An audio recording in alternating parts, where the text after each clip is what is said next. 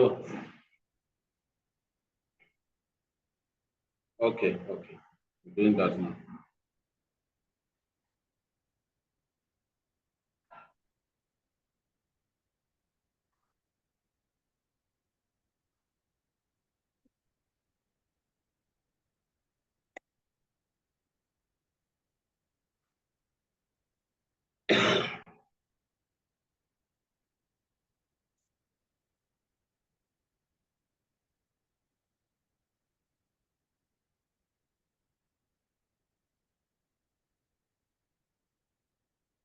Comrade Ogumbi,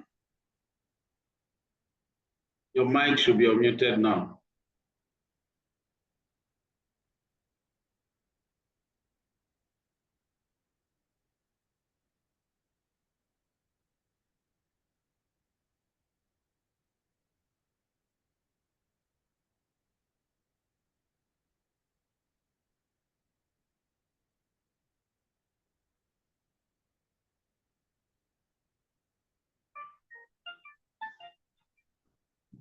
Hello? I have asked you to unmute now. Just check your screen. You will see my request for you to just tap on your mic.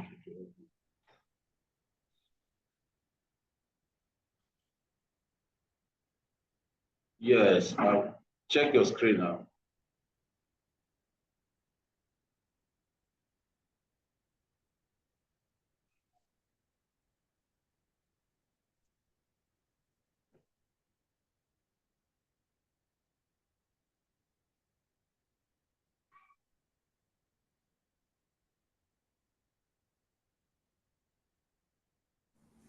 All right. Thank you, Mr. Gary. And sorry for the itches. Good afternoon, everyone. We apologize a little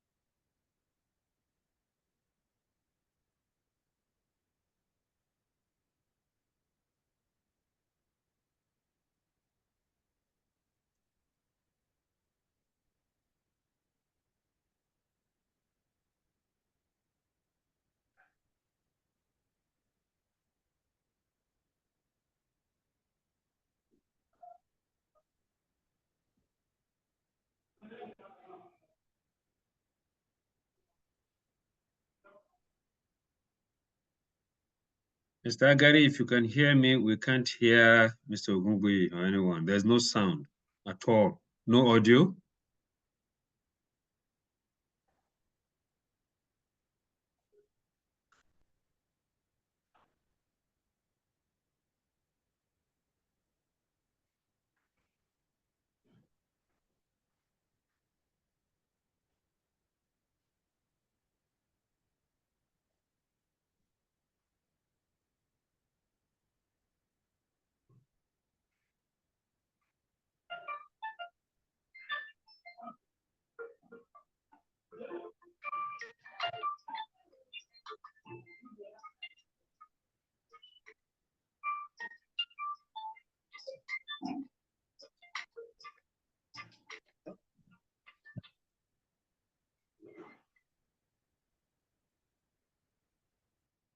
You are the one beauty.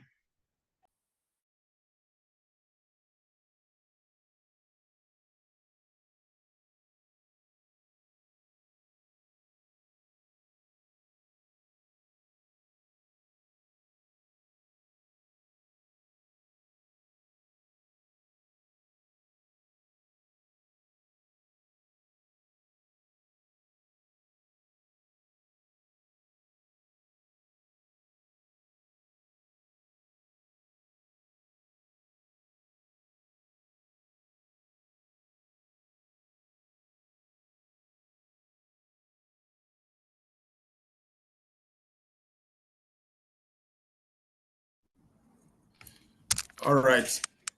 Good afternoon, everyone. If you can hear me, please kindly respond yes. And I want to apologize for the technical challenge that we had earlier. And I think we have been able to overcome that now. Very quickly, we will start right away.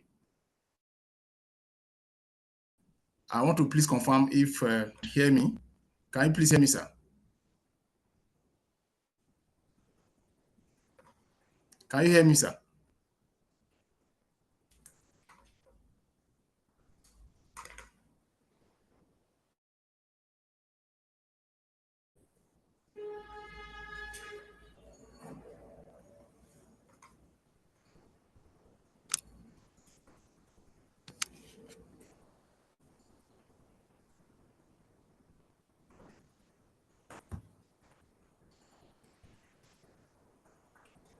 Can our facilitator hear me?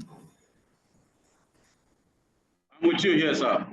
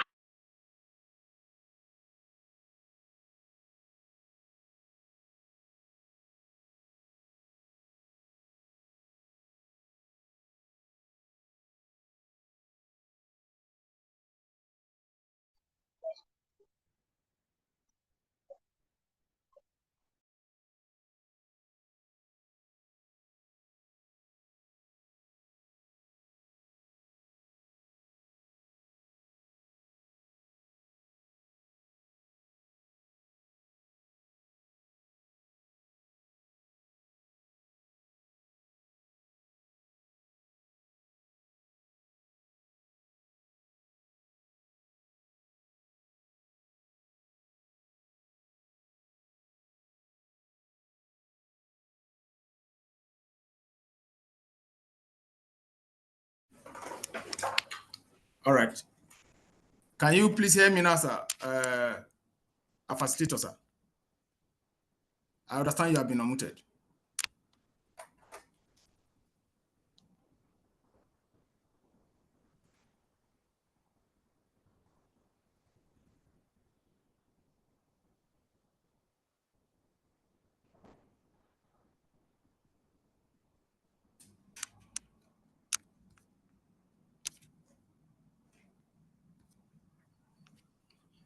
Okay.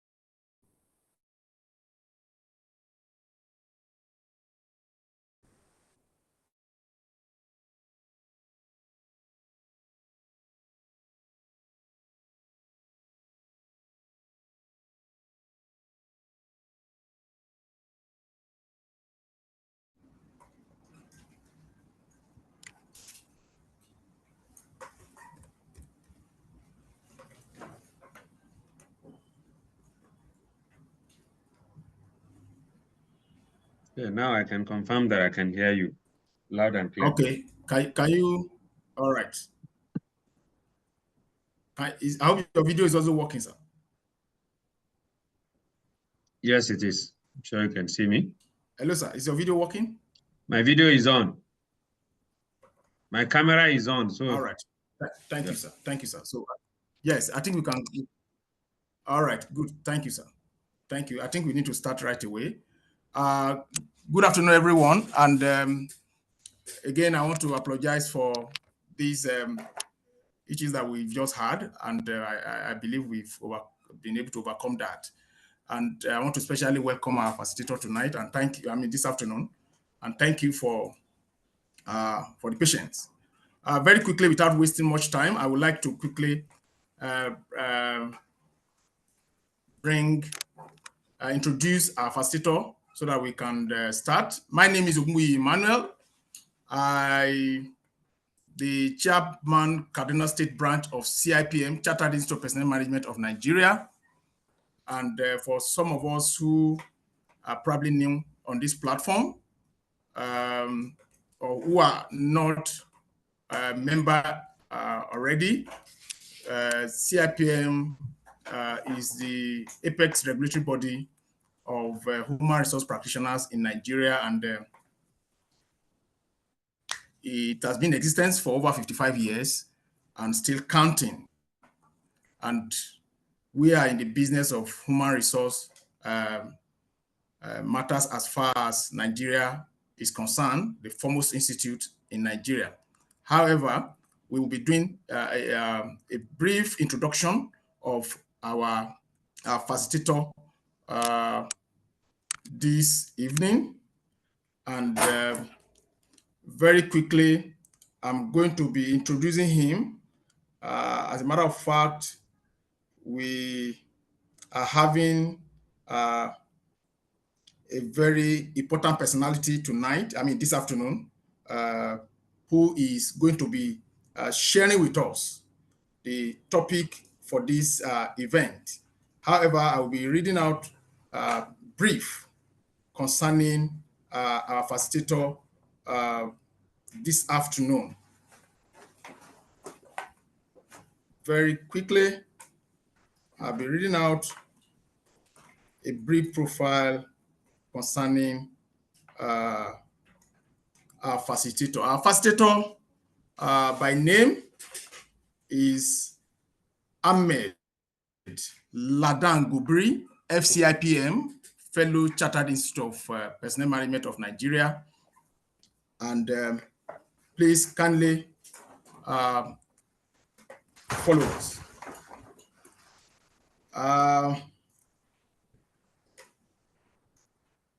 Mr. Ahmed Gobiri is a highly skilled, dedicated, and licensed HR practitioners and corporate lawyer with over 30 years of hard-on experience in both the public and private sector.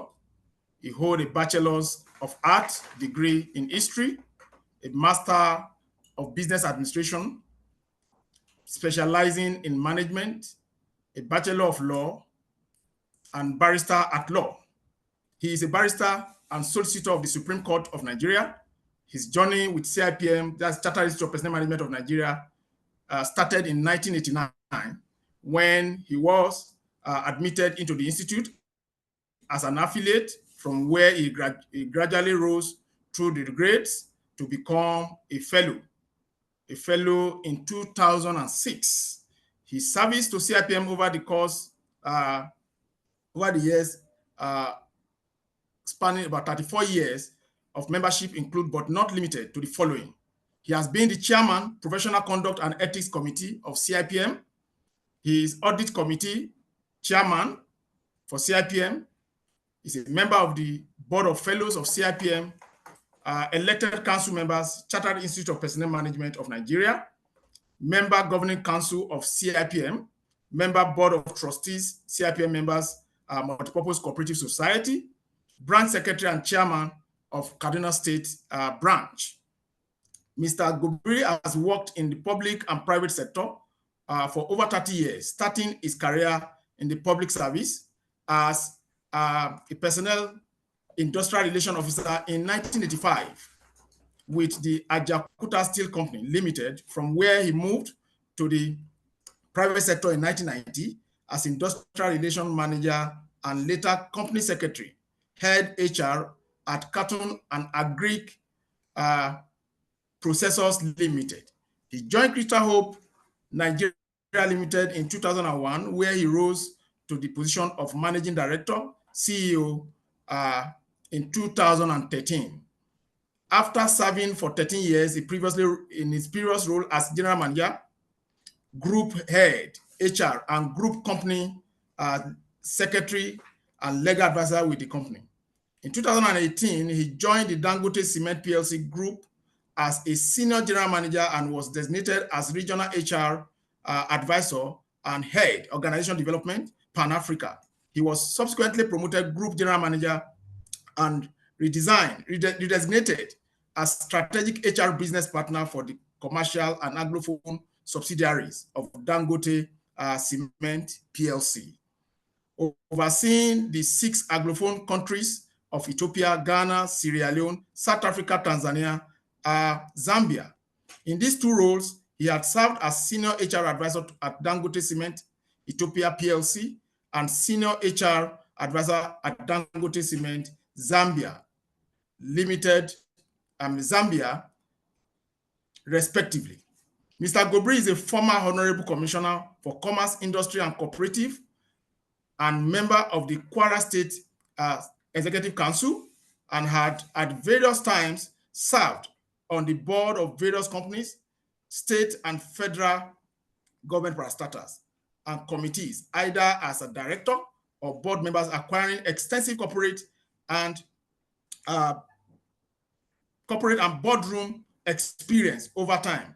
Some of these include Chairman Kwara State Investment and Property Development Company Limited in Ilorin, Chairman Kwara State Industrial Trust Fund Limited in Ilorin, member National Labour Advisory Council, Federal Ministry of Labour, member Governing Board, National Bureau of Statistics, member National Steering Committee, Open Governance Partnership, Federal Ministry of Justice, Federal Government Tripartite Committee on the review of the minimum wage, member Governing Board, Kaduna State Water Corporation, Vice President, Manufacturer Association of Nigeria, Chairman, Small and Medium Scale Industry Committee of Manufacturers Association of Nigeria, Chairman, Legal Advisory Committee of Manufacturers Association of Nigeria, member Governing Council of Manufacturers Association of Nigeria, Director, Crystal Hope, Kaduna,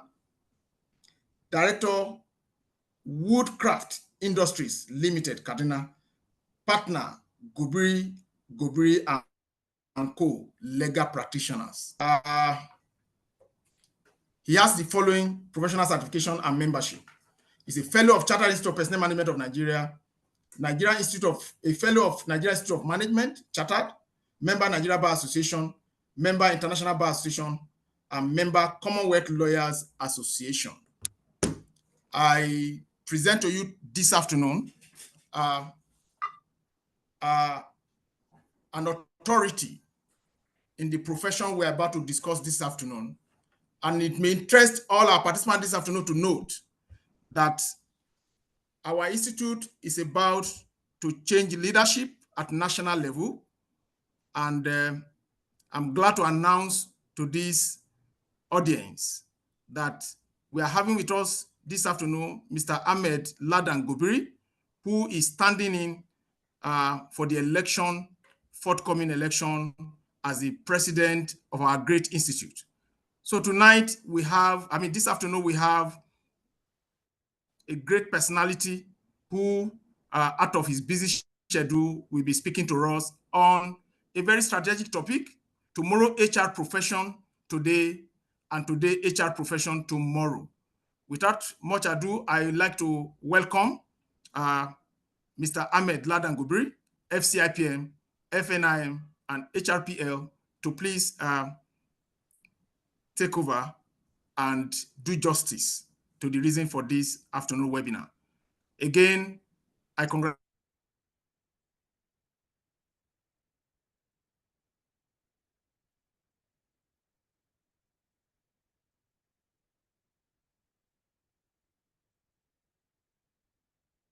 Okay, good afternoon all. I can no longer hear Mr. Ogungui, but can somebody just confirm that they can hear me? If you just type a yes in the chat box, please.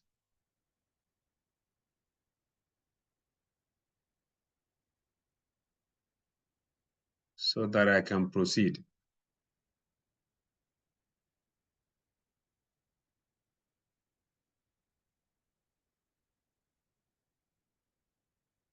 Can everyone hear me, please?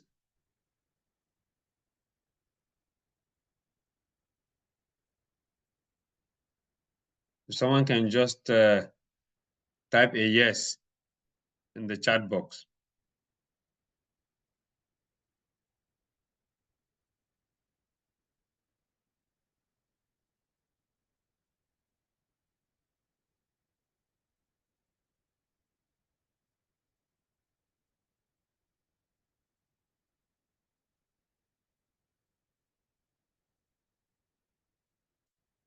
Okay, can I just call on somebody to just, by raise of his hand, just confirm that they can hear me? Bavel Clinton, can you help confirm you can see me?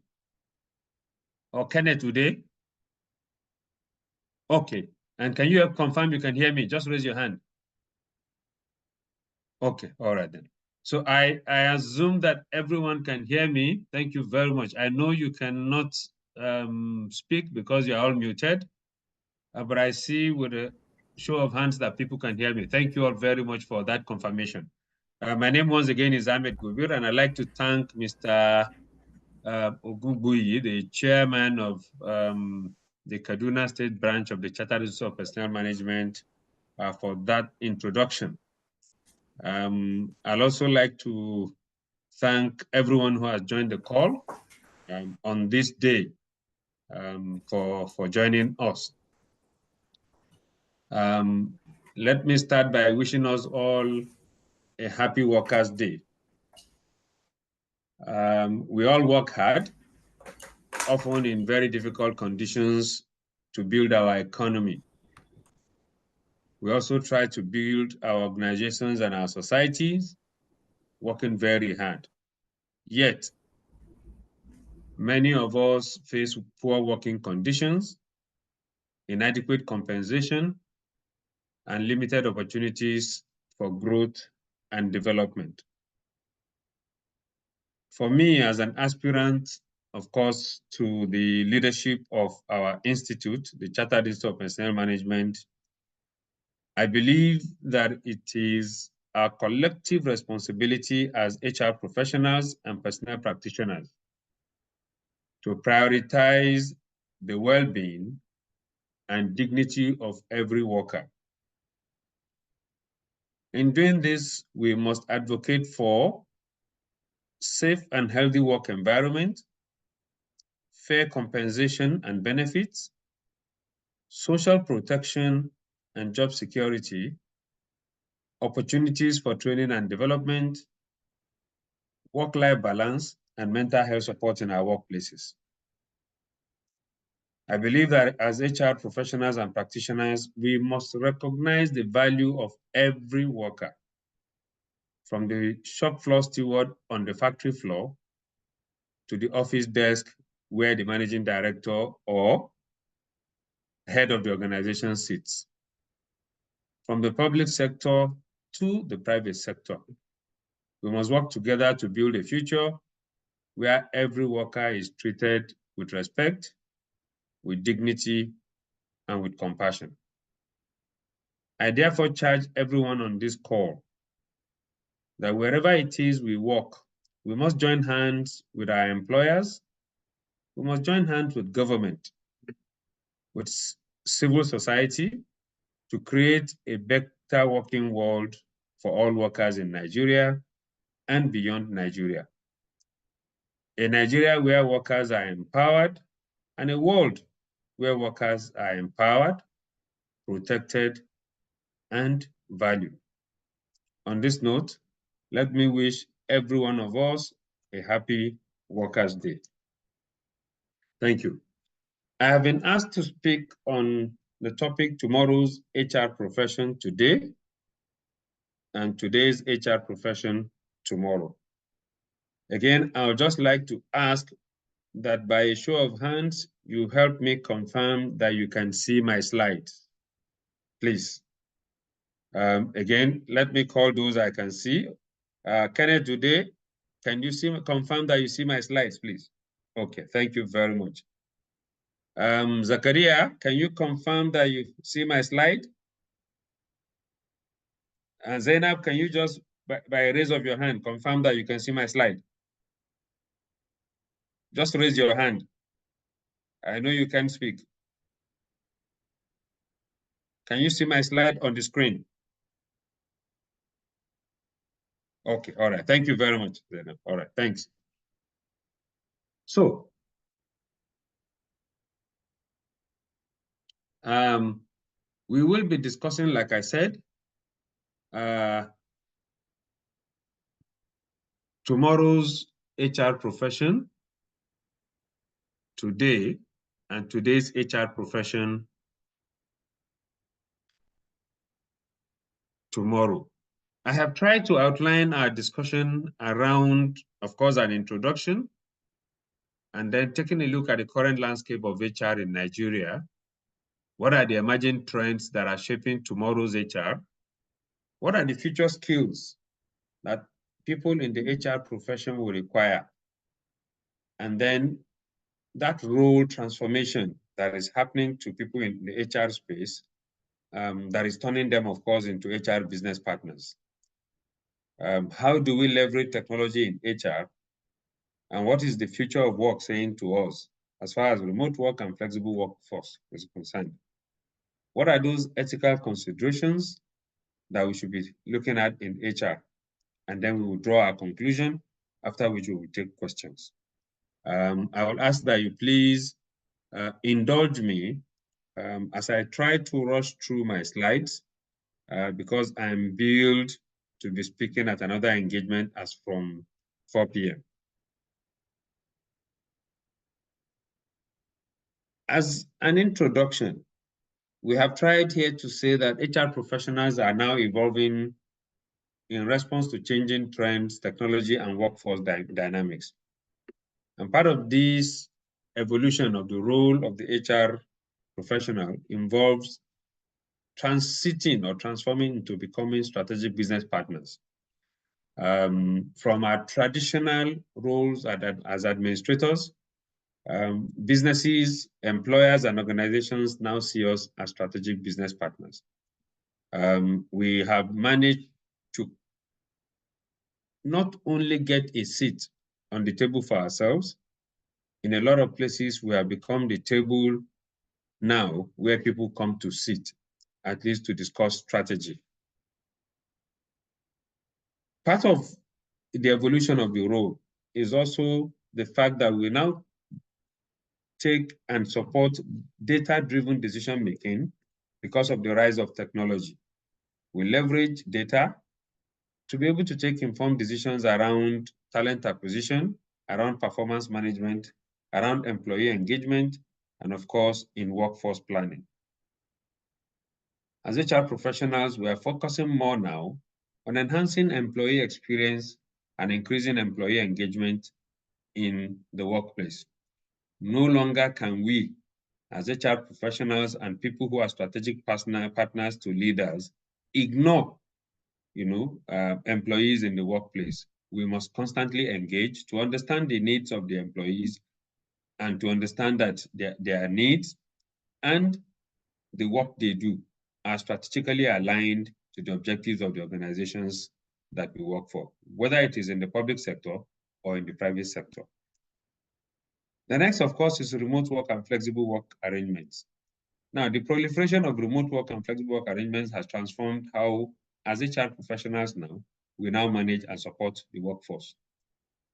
If we were an organization where everybody used to work on site before, now we have situations where people work from home. So as HR professionals, we have to constantly think about how do we manage those people who do not work on site and who are working from home to be sure that they are actually working for the business or for the organization and they are focused on delivering on their tasks for the organization. The next is talent management and development. We play a critical role in attracting and retaining and of course developing talent in a very competitive market. Then we have DEI, diversity, equity, and inclusion, which as HR professionals, we are expected to champion, in our respective organizations. As HR professionals, we are now adapting to technological advancements. It is the reason why we now have HRS officers, Human Resource Information System officers, dedicated, to managing and to adapting HR processes, of course, to new technology in our workplaces. Agility and change management is another of those roles of the HR professional.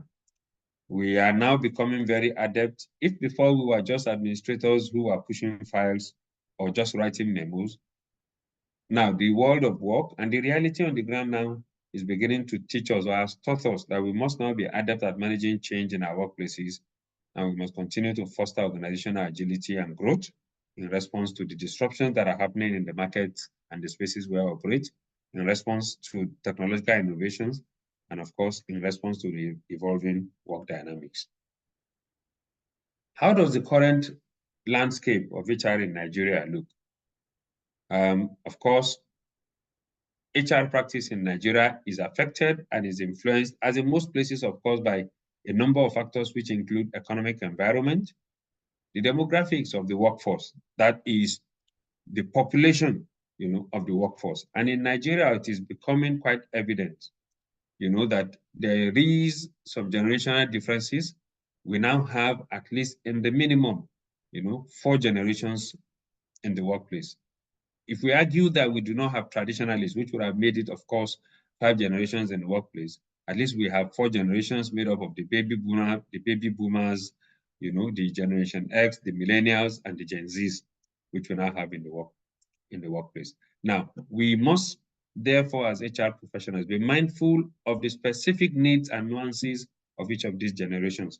So, in designing, of course, our recruitment strategies, our employee engagement initiatives, and our talent development initiatives, we must take this into cognizance. We must be very mindful and conscious of the regulatory framework to ensure that we are complying, of course, with labor laws, with industry regulations, and government policies. Now, oftentimes, the key areas to which we focus our attention are around employee contracts, that is the contracts of employment, around compensation and benefits, occupational health and safety, labor and industrial relations, and of course, compliance with local content requirements, in our spheres of operation. There's the talent market dynamics. The war for talent is real, and we all know this. For every good talent that you are trying to get, 1,001 other businesses, whether in Nigeria or outside Nigeria, are looking to also acquire those talents. So the Nigerian labor market right now is characterized by talent shortages in certain industries and certain specific skills, particularly, in emerging sectors like the fintech. So as HR professionals, we are facing serious challenges in attracting and retaining top talent, especially in such competitive fields as technology, as engineering, as healthcare, and in finance.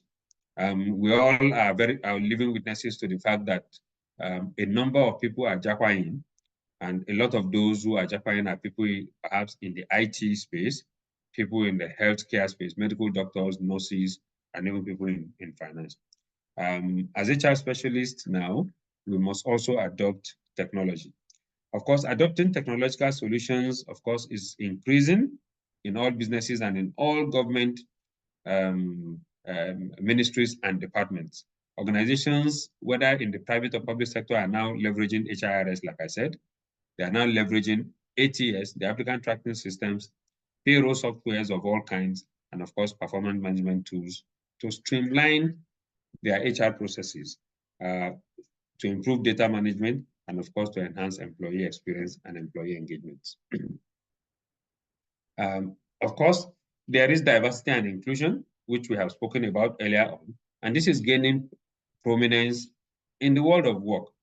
This is driven, of course, by the need to promote fairness, equality, equity, and fair representation in the workplace for all gender, and for all demographics, and of course, even for all ethnic groups and for all races. So as HR professionals, we now must implement DEI initiatives in our workplaces and our organizations to foster inclusive cultures, address biases, whether unconscious biases or even real biases that we know, and ensure, of course, equal opportunities for all employees. Remote work and digital transformation we've spoken about. What COVID-19, what the pandemic, of course, did to the world of work is to accelerate the adoption of remote work and the flexible work arrangement, and of course, digital transformation initiatives in Nigeria, and in fact, the world over. So we now do a lot of virtual recruitment. I cannot remember the last time in my organization when we had a physical recruitment exercise. Recruitment from 2020 to 2021, when COVID came down on us, has been, of course, virtual. We now onboard people remotely, and we allow flexible work arrangements to address the challenges of people commuting to work daily, coming late because, of course, if you work in places like Kaduna, like Lagos, like Port Harcourt, like Kano, where you have heavy traffic, commuting daily may not be too convenient. You spend a lot of time in traffic, and it's so bad that you cannot do any work, while you are on the road commuting. So people are now adopting, of course, flexible work arrangements to allow for people to work from home, to work for the comfort of them, rather than being on site always. Now, this is done, of course, whilst, of course, also trying to address the challenges that are related to internet connectivity, cybersecurity, data protection, and of course, work-life balance. Then we have skills development and training. Like I said before, we must continue to train the workforce so that they can learn, they unlearn, and of course, they relearn.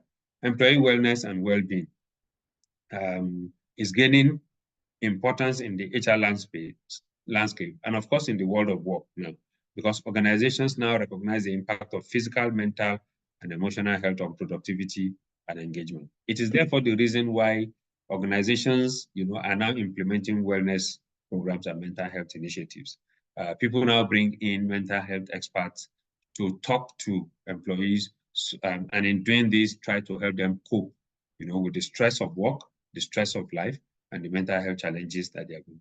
Some businesses, of course, have crèches, such that nursing mothers, of course, can bring their babies to the crèche and not stay at work and be worried about what may be happening to their babies at home. Businesses are now building gym facilities in their work to make it possible for people who want to, in between work or even right after work, of course, go to the gym to do their regular thing.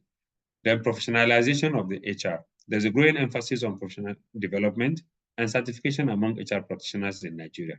I'm sure we all know that in recent time, a little over a month ago, the Office of the Head of Civil Service of the Federation issued a circular advising, of course, and making it mandatory now for people from grade level 12 and above, of course, to get HR certification before they can get promoted to the next grade level. And this is going to permeate both the federal civil service and its agencies, and of course, all the states across the 36 states in Nigeria. So professional HR associations such as ours, the Chartered Institute of Personnel Management of Nigeria, CIPM, offers certification programs, training workshops, and networking opportunities to enhance HR competencies and, of course, promote ethical standards among practitioners. Now, what are the emerging trends, of course, shaping tomorrow's HR? I have spoken about remote work and flexible work arrangement. And of course, the adoption of remote work and flexible work arrangement, like I said earlier on, was accelerated, of course, by the COVID-19 pandemic. Now, it is not that there were no businesses that had flexible work arrangements before. There are quite a number of businesses, that had this flexible work arrangement. But when COVID came, businesses that hitherto thought that they will never have a situation where their employees will work from home, either completely or at least have a hybrid work arrangement, then saw themselves, of course, shutting down for 2 months or 3 months during COVID, and then having their employees work from home. The story is that quite a number of businesses also made humongous profits during this period, such that at the end of the day, some did not see the need for them to even go back to their offices. And then if they were occupying 4 3-floor office spaces before, they hired them out to other people to use, kept a floor for themselves, and then have their staff rotate when they come into the office or appear in the office to do some work. But in most times and in most cases, they are working from home. Now, we've also spoken about HR technology as one of the emerging trends, which is shaping, of course, the HR of tomorrow and even the HR of today. So with HR technology adoption being on the rise in Nigeria, organizations, of course, are leveraging HRS, like I said. We are now applying the applicant tracking systems. There are lots of payroll software that are being used. And of course, we are now using AI-driven tools, even for our recruitment, for our employee engagements, for our performance management, and of course, for doing workforce analytics. I'm sure everyone on this call now knows that there are chatbots, either it is ChatGPT or it is Nova, which you can engage, of course, to get whatever kind of information or data that you have. Of course, the warning is always that do not just rely completely on what you are getting from Nova or from any of the chatbots. You must analyze what you get from there. You must also be sure that what you are getting, is quite, of course, suits the purpose for which you are getting it, meets your requirement, or you can add some additional information or data to this. Now, businesses, of course, are driving their decision-making using data. So in times past, for us in HR, what we were used to doing, of course, were just writing memos, providing information around administration. But business leaders, of course, require more now. So even as HR professionals and strategic HR business partners, the advice or the opinions that we render or the suggestions and recommendations that we make now are data-driven. And they are data-driven because we must show, for example, for a new business that is embarking on a project, you must show why that business needs to hire new people. And if they hire new people, you know, what will be the return on the investment in hiring people for the business. So whatever decision that we make or we recommend as HR practitioners now must be such that will impact the bottom line, the P&L, the profit and loss of the business or the balance sheet of the business. When business leaders see that, then they take us serious. And it's the reason they're taking us serious as HR professionals now. They no longer see us, you know, as administrators. They now see us as strategic business partners, because we tell them the number of people they require to do what, the talent that is required to do this, and what this talent, of course, will eventually translate to for the business. I've spoken about diversity and inclusion in the workplace. The next, of course, will be skills development and lifelong learning. That as professionals now, we focus more on skill development, trying to acquire new skills where we do not have. We focus on lifelong learning initiatives to address whatever skills gaps employees have, so that we can enhance employee capabilities and, of course, foster career advancement. And all of this, of course, is done through some technical skills training, soft skills training, leadership development, and digital literacy, mentioned but a few. I've spoken about employee well-being and mental health. There's agile and remote recruitment, which I've spoken about. We now use the ATS to do recruitments, to hire top talent. We do virtual interviews. We do online assessments. We now onboard people virtually. They do not have to come on site for them to. So the key word now, of course, is being strategic HR business partners.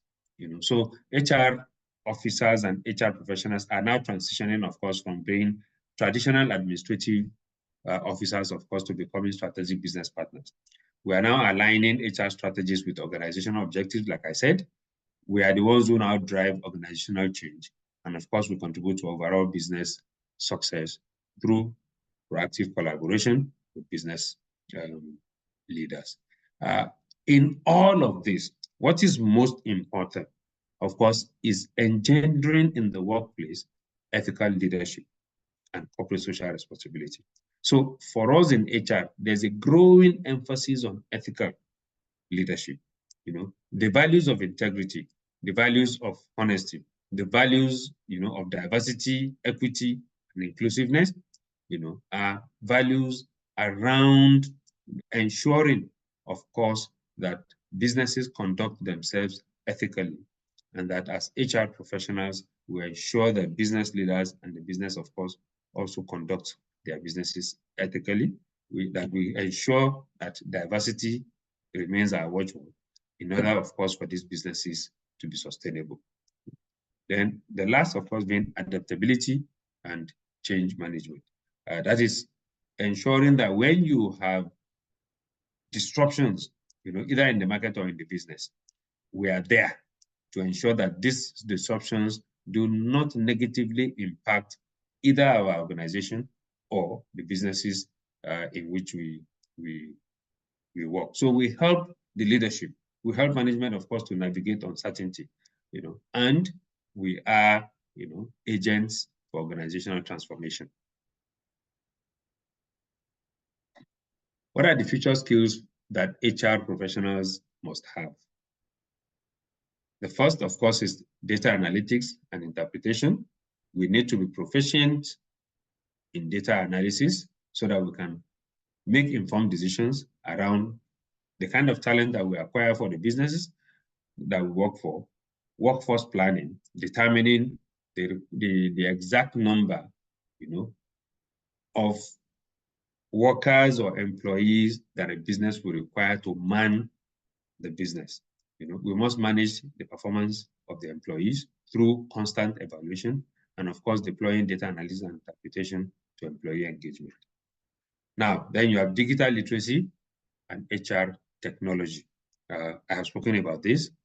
You have strategic thinking and business acumen. That as professionals now, we must possess strategic thinking skills and a very deep understanding of the objectives of the businesses or the organizations we work for, so that we can align whatever HR strategies that we're coming up with the organizational goals.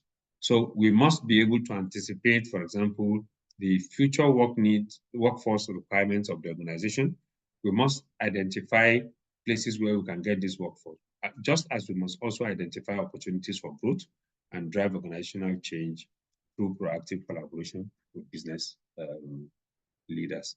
I've spoken about adaptability and, of course, change management.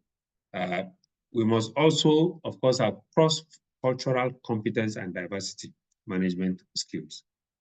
Cross-cultural competence, of course, in managing the diversity in the business. So we must be able to foster inclusive workplace cultures. We must address unconscious biases and promote diversity, equity, and inclusion initiatives in the workplaces to ensure equal opportunities for all. Now, as HR professionals, we must have very good EQ, or EI as it is called, emotional intelligence and relationship building skills. We must be those HR professionals who are able not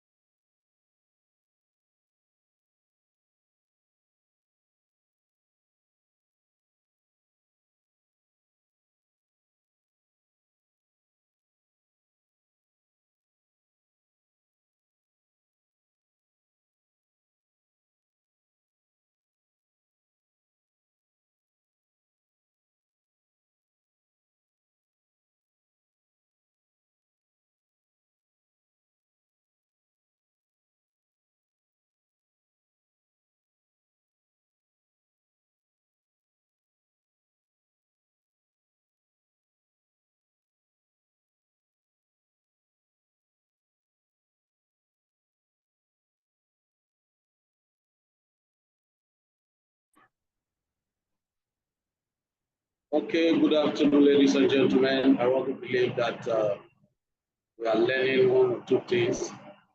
Knowledge is being added to our knowledge bank thus far. While waiting for our facilitator to connect back, I want to quickly make the following announcement.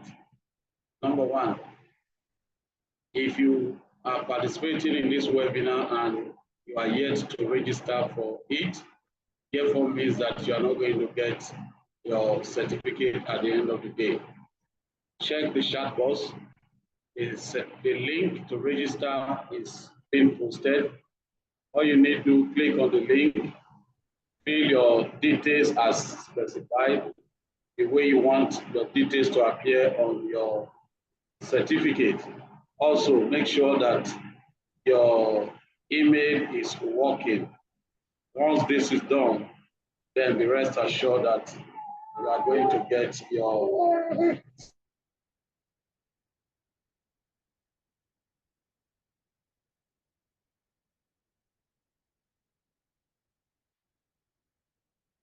Hello.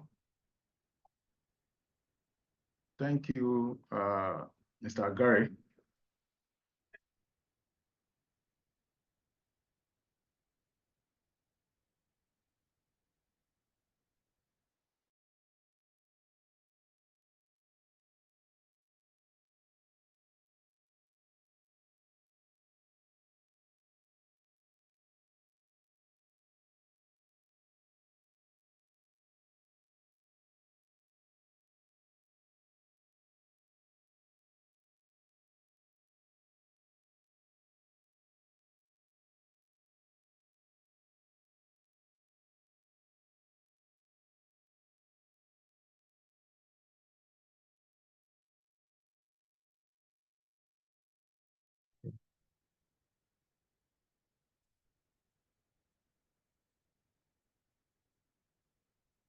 Yeah, welcome back, sir.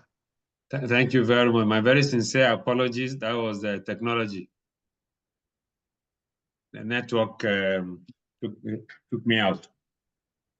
All right, so I apologize. So as I was saying, part of the future skills, of course, that we require as HR professionals will include communication and influence, and that we must be able to engage stakeholders, of course, to drive change in our workplaces.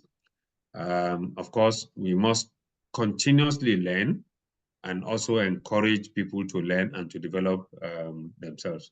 We must embrace lifelong learning and professional development so we can stay, of course, updated with emerging trends, both in HR practice, and with best practices, international best practices, and of course, regulatory changes in the HR field. So we must at all times seek opportunities for enhancement of knowledge, for networking, and of course, for sharing knowledge, just as we're doing now, to remain competitive in the role. Now, the transformation of the administrative officers or the traditional HR professionals that we have before to becoming or being HR business partners is one that, of course, is now completely reshaping the HR landscape, particularly in Nigeria. So people are moved or are moving from the administrative function to becoming strategic partners aligned with organizational objectives, even in the public service. This is happening now. This has happened a long time ago and a long while ago, of course, in the private sector. But even in the public service, we're beginning to see this happen now. And the intention, of course, is to ensure that HR business partners, of course, or HR professionals now become completely aligned, to the strategic objectives and strategic goals and priorities of the business, to collaborate, closely with the business leaders so that these objectives are achieved. If there are challenges, they deal with them. If there are opportunities, they take them. And of course, they develop HR initiatives and strategies that support these objectives. Of course, the next is consultative approach. As HR business partners now, we are now trusted advisors, and consultants to business leaders, like I said. In times past, we thought we didn't have a seat at the table. We then gradually grew, into having a seat at the table. We became members of the C-suite. Is the reason why you now have group chief HR officers. When you have group chief finance officers back then, the head of HR was looked at as someone who should not be at that level. Eventually, we became group chief HR officers. We became HR directors. And now business leaders, see us as experts, in our respective fields, in our own fields, who now provide guidance on HR matters. We now offer insights and recommendations and strategic solutions to address challenges around people issues, around the workforce, and of course, optimizing and driving, of course, organizational performance. We are change agents, like I said. We are change managers, such that in a dynamic business environment, and even in the workplace, even in the public service, as HR business partners now, as strategic HR business partners in Nigeria, we are now in the crucial role of leading change management initiatives, whether in the public service or in the private sector. HR professionals now facilitate organizational change, organizational communication, change initiatives, which support, of course, employees through transitioning, and of course, into successful implementation and adoption of changes in the workplace. We are talent managers. We are responsible not only for attracting good talent or for acquiring good talent, we are also charged with and have the responsibility for retaining those talents in the workplaces, for ensuring that those talents perform optimally, and for developing and growing those talents. In doing this, what we now do is to build bench strengths in our respective functions, such that you do not have succession gaps. You look for critical talents, people in critical roles, and ensure that you do not have gaps should any of them, for one reason or the other, leave. So in trying to do this, we also address skills gaps. We develop strategies to ensure that we retain people. And part of what we do, of course, is ensure equitable pay, ensure that the work environment is suitable for employees, ensure work-life integration and work-life balance, and we also ensure that the talent, or the goals of the talent is aligned, of course, with the goals of the business, and the goals of the business to also takes cognizance of the goals of the talent. It's part of the retention strategies that, as HR professionals, we're not putting in the workspace. Of course, I've spoken earlier on about data-driven decision making and the fact that now we use data analytics to support whatever recommendations we make for management. So as we used to do it before, in those days that we write very long and lengthy memos, we no longer do that anymore. Now, our recommendations are data-driven. Our recommendations, our opinions, which we give, the decisions that we now take, are now supported, of course, by data, such that it is easy for business leaders to understand what we are suggesting or what we are recommending or what decisions we are taking. It's also easy for business leaders to also understand that what we are doing is also impacting, of course, the bottom line of the organizations which we work for. Now, employee relations and engagement. I have spoken about the need for constant engagement with employees in the workplace. So to do this, of course, and to address concerns that may come from employees, we facilitate communication between management and employees, and of course, we implement initiatives in the workplace which promotes a culture of trust between the business leaders, and a culture of collaboration and inclusivity between the business leaders and the employees. We are responsible for developing policies and for ensuring compliance, of course, with these policies, whether legal and regulatory policies or even policies and procedures in the workplace. I've spoken about our role as strategic talent acquisition managers, as performance managers, and of course, as ones who now provide leadership development for talent in the business so that they can assume leadership roles as they grow in the business. Next, we'll be talking about leveraging technology in the HR space. And I've spoken earlier on about HRS, the fact that in most organizations, we now implement the HRS platforms, which allow businesses and organizations in Nigeria to centralize employee data. It can either be SAP, it can be SuccessFactors, or any other of these, of course, ERPs that businesses use. We have automated administrative tasks, and we're improving data accuracy, such that HR professionals can efficiently manage employee records, talent attendance, manage leave, and generate reports to support decision making. I'd earlier spoken about recruitment and, of course, the applicant tracking system, which are called ATS. It's a software that everybody now uses, in the recruitment space, to attract great talent, to deploy, and to also deploy assessments, and to also track employees. Payroll softwares abound; they are everywhere, and there are so many of them that businesses are using now. So gone are those days when HR professionals as administrative heads will sit down with payroll officers, using Excel sheets, of course, to prepare payroll for payments at the end of. There are so many performance management tools now in the place, and most of all is the LMS, the learning management system. Now you can go to LinkedIn, for example, and find thousands and thousands of courses which you can take, certification courses, which as HR professionals, we can take, to upskill ourselves, to close those skills gaps that we think we need, to learn, and to unlearn even some of the things that we do, and continuously learn. So there are so many LMS or learning management systems that we have, and through which we can access various learning opportunities, which we can deploy for our own use and for the use of our businesses. Now we can also track, employee training on these LMS modules. We can track courses, we can monitor progress, and we can also assess learning outcomes using these LMS modules. There are so many employees self-service portals now.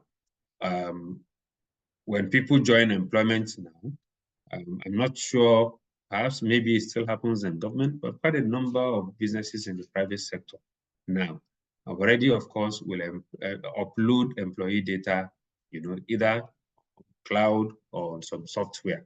Now, there are so many self-service portals that employees can use now to update their records whenever they need to. When people get new certificates, they are able to access, a self-service portal, of course, to upload new certificates. When your marital status changes or your personal details changes, people are able to access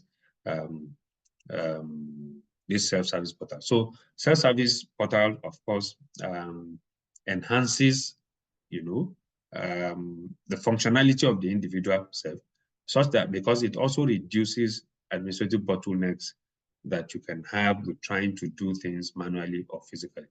And of course, it empowers the employee to manage their HR transactions conveniently without necessarily having to go and sit, before an HR professional. There are so many mobile applications now that are being used by employees in Nigeria, through which, of course, you can apply for leave, you can access company policy, and you can do quite a number of things. I've spoken earlier on, of course, about this AI and what it's doing. I've spoken about the chatbots, which we have. And of course, I did mention the fact that in using the chatbots, we just need to be a little circumspect, such that we do not feed or we do not gather, very bad data. We must always analyze whatever data we also get from the chatbots or leveraging artificial intelligence. There are virtual collaboration tools now, such as video conferencing, messaging, project management platforms, etc. And people do not have to physically meet to collaborate in the workspace. These are some of the technological innovations, of course, that are shaping the world of HR. There are also analytics and predictive tools and insights. HR analytics tools provide Nigerian organizations, of course, with insights into workforce trends, with employee engagement levels, turnover rates, attrition rates, and of course, talent gaps. So this helps, of course, when you have this data, organizations can identify areas where they need improvement. They can make data-driven decisions and, of course, be proactive in developing strategies to optimize workforce performance and retention. Now, what does the future of work hold for HR professionals and generally for people in the workspace? The future of work in Nigeria, of course, is increasingly being shaped now by the adoption of remote and flexible work arrangements. It is now driven, of course, by technological advancements, changing workforce preferences, and of course, by global events such as the COVID-19 pandemic, which we spoke about earlier on. So the first, of course, like I said, is remote work adoption.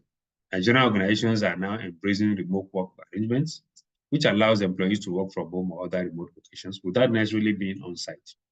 Now, this shift, is facilitated by advancements in technology such as high-speed internet connectivity, collaboration tools, and cloud-based platforms, enabling employees to perform their duties effectively outside traditional office settings.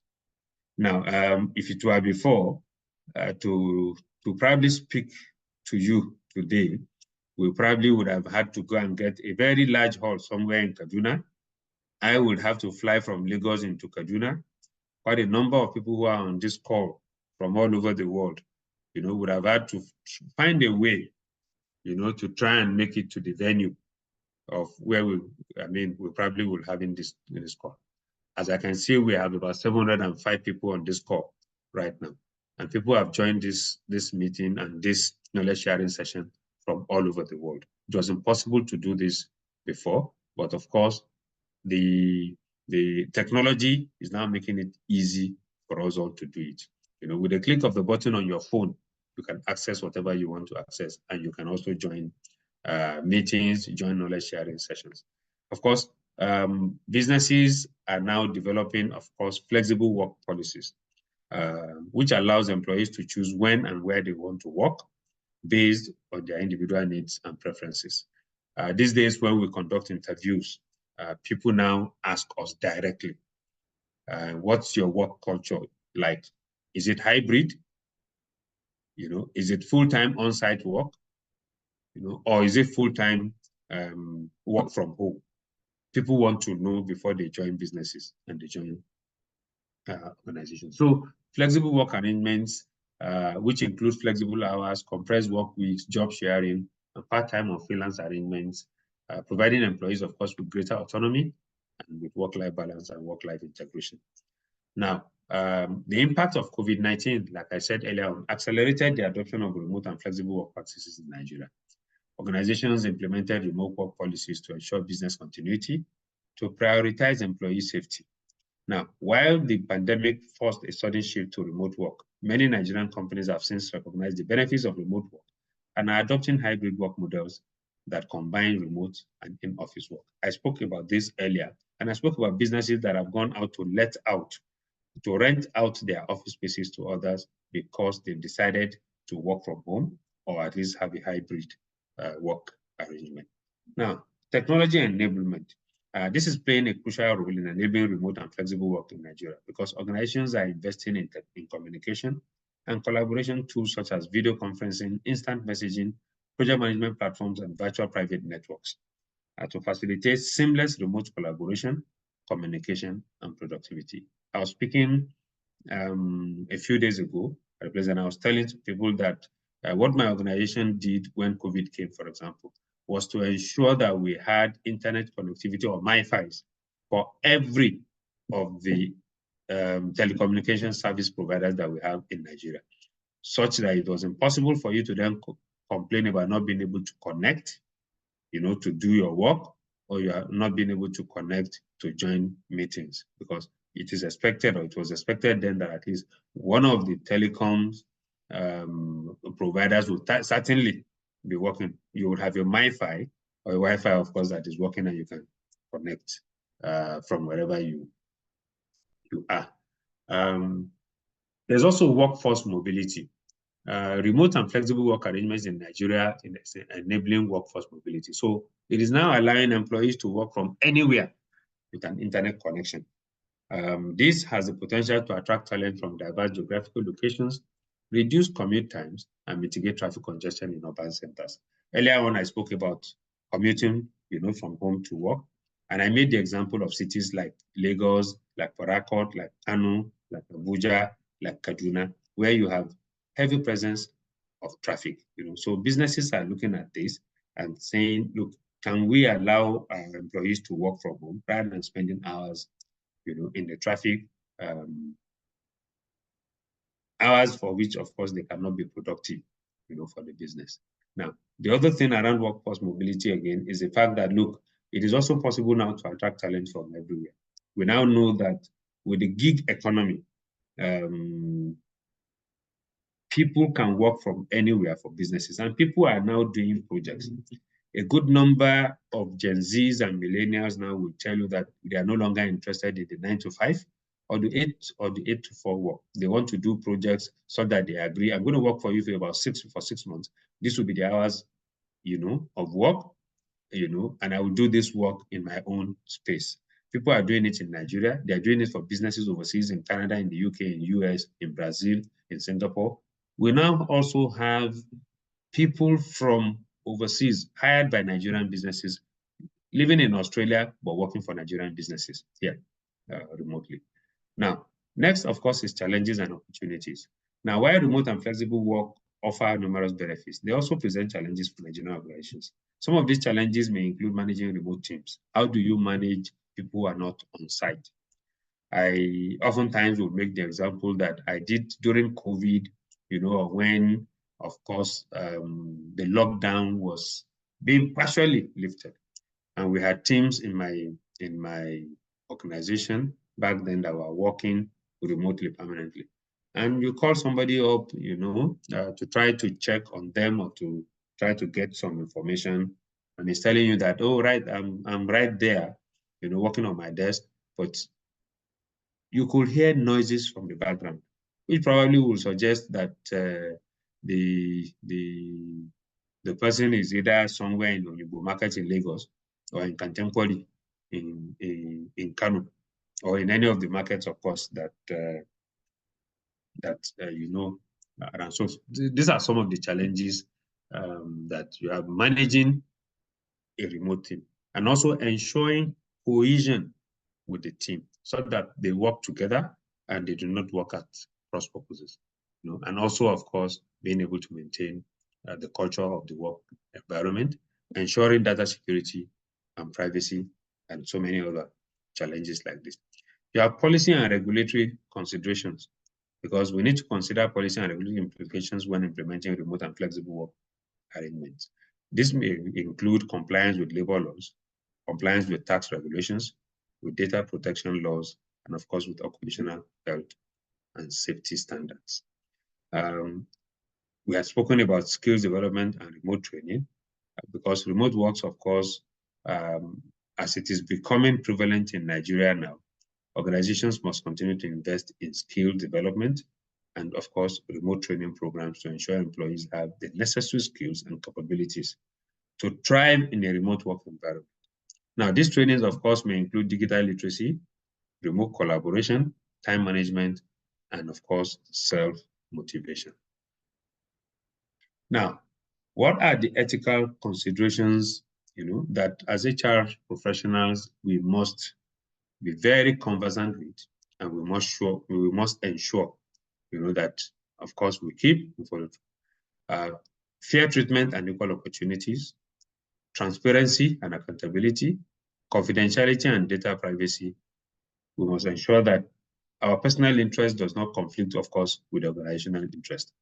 And in recruitment, we must ensure that we engender ethical recruitment practices in recruitment. Now, we must also foster ethical leadership, like I said, in decision-making. We must offer protection to whistleblowers. People who report on ethical conduct and unethical behaviors should have the protection of our organizations. We must comply with laws and regulations, and we must also ensure ethical use of technology. And like we said earlier, we must encourage continuous learning and development amongst our HR professionals and even in our work spaces.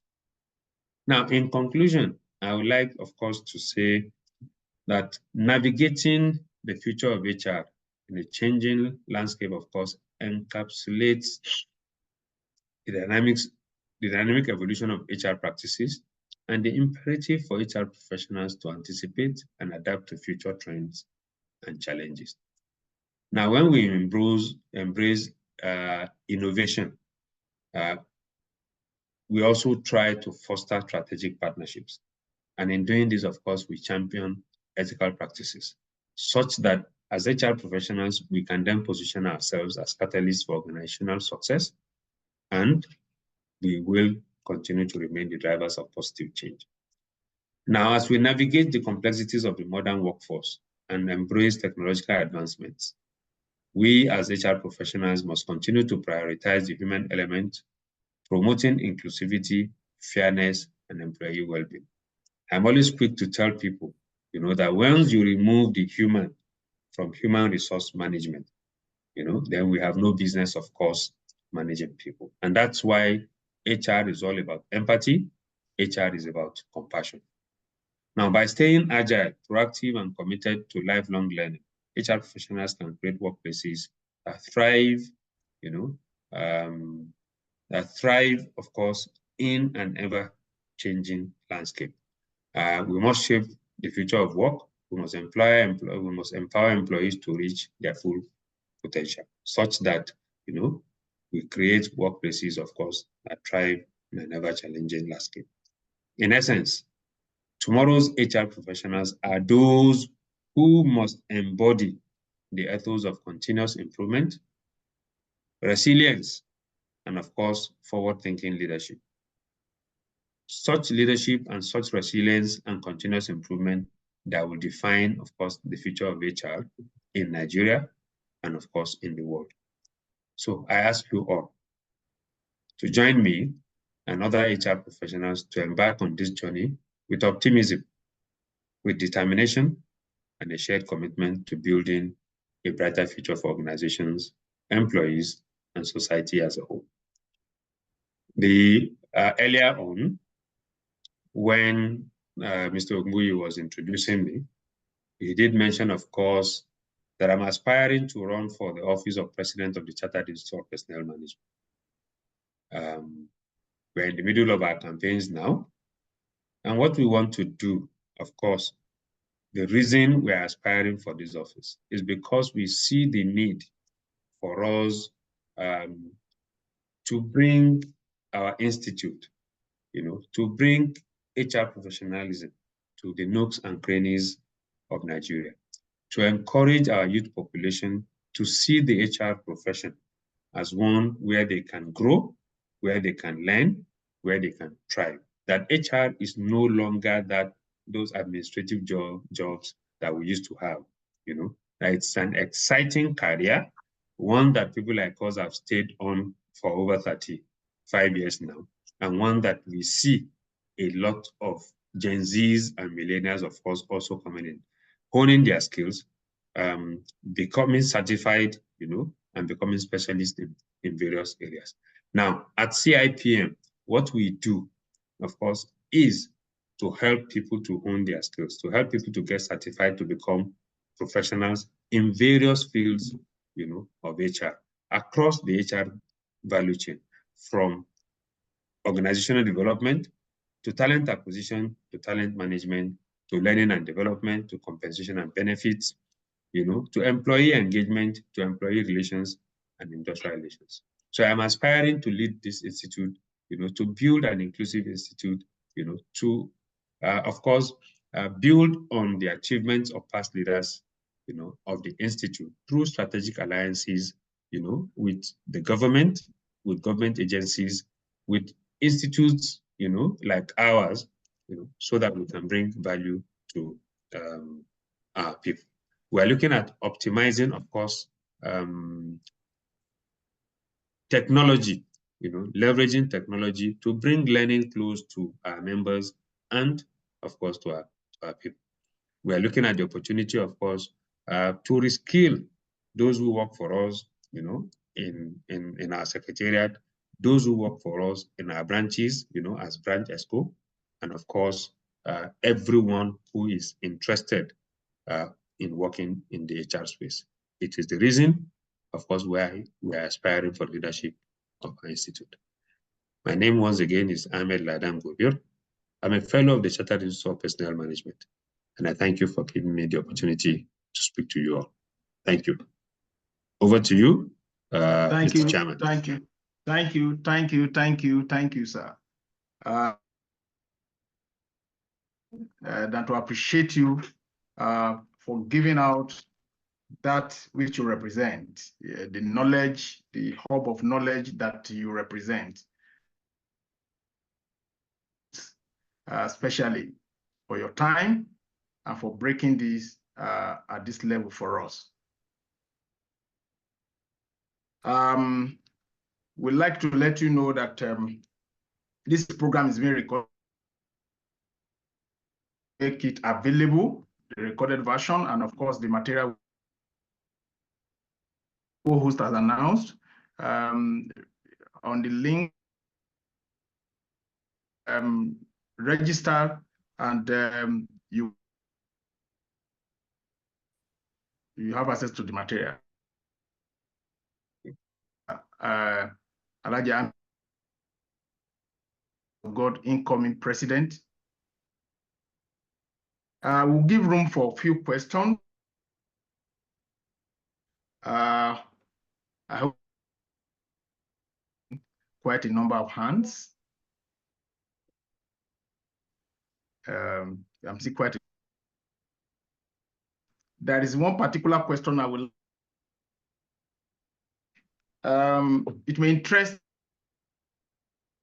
that you are a lawyer. As a lawyer, not at the charge and bill level, the Supreme Court, and in HR profession, who are also at the point of their background, their profession, having interest in HR. Share in 2-3 minutes this migration, are finding their feet in the profession of HR, even though I know a number of, but some may just want to know, it may interest them to know that we have a lawyer's.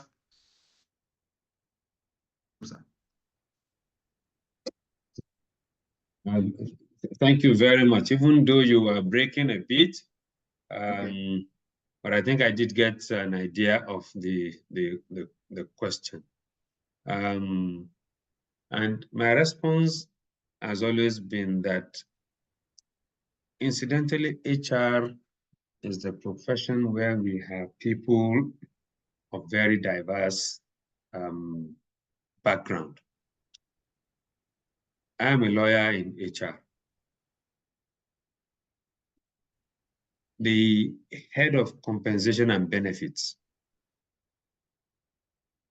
which is a specialist function in HR, in the organization for which I work, is a chartered accountant, is a chartered tax auditor, but he's working in HR, in compensation and benefits.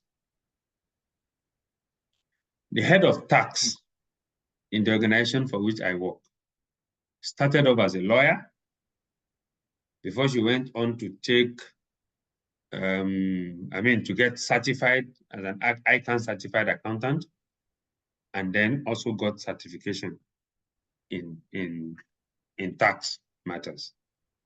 Now, what I'm trying to say is that it's not even in HR alone. People, and that's why I spoke about having cross-functional knowledge. What cross-functional knowledge does for you is that it provides you the opportunity to migrate from one discipline to another, or from one role, to another. Now, the only way to do this is to open your mind to opportunities to learn, to develop yourself, and to grow, and to also get the appropriate certification. I tell people that perhaps the easiest way to become an HR professional is go and get an HR certification, because in getting an HR certification, there will be some learning involved. So even if you do not have the practical experience, at least you are taught something, you understand it. And when you then apply for roles in HR and you get it, you can use part of the knowledge that you have acquired from the learning, and of course, being coached by somebody or being mentored by somebody, you can then, even if you cannot hit the ground running, but at least your hand holding will not be for a very long period as it will be for someone who does not have any form of certification and also has not had any form of experience. So to become an HR professional or to transition into one, please go get certified. In getting those certification, of course, you will have some learnings which will remain with you forever. You can either be one who has to write, you can get certification through the exam route, or if you're already working in the HR space and you do not have the certification or you have the experience, for us in CIPM, we also admit people into our certification programs through what we call the practitioner's route. So depending on your years of experience, you can either come in as an associate, the grade of an associate, or you come in as a full member. If you are already, for example, say at the directorial level, if you work in government or something like that. So the easiest way to transition, of course, is go get certified. That would be my advice. And that's what we all did for us to become the HR professionals that we are today. I don't know if I've answered that question, Mr. Ruby. Answered absolutely, sir. It has been answered absolutely. I would like all our participants this afternoon, particularly just like our facilitator has mentioned, we have which you can be a member. He has mentioned examination route. We have that is, if you are already in the business of HR. We have the executive route, also an academic route, and military categories of people. And you can find details, take these details, our website, www.CIPM. I take it again, www.org.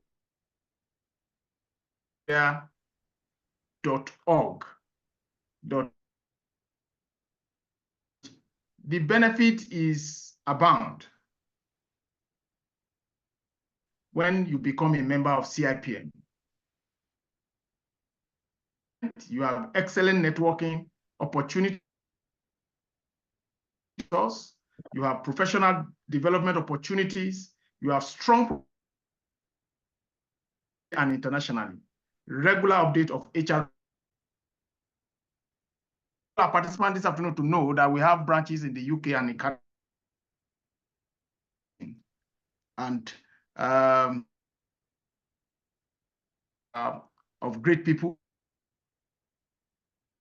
for you to be part of our great. We would like to take maybe Mr. Gary, if you can hear me, and take a few questions.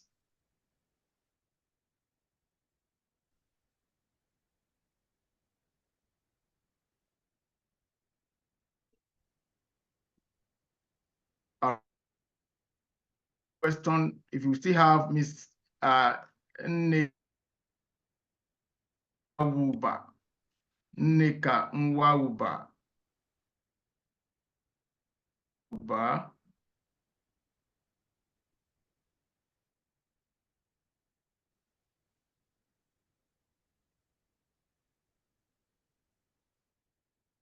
Or let's take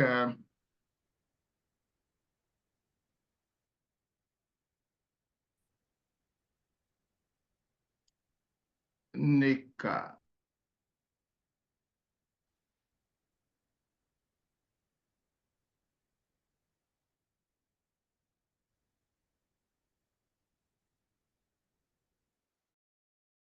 Nwauba.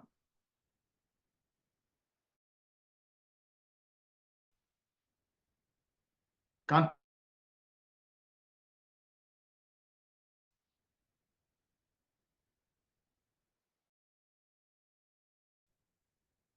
Nwauba. Okay. Samuel.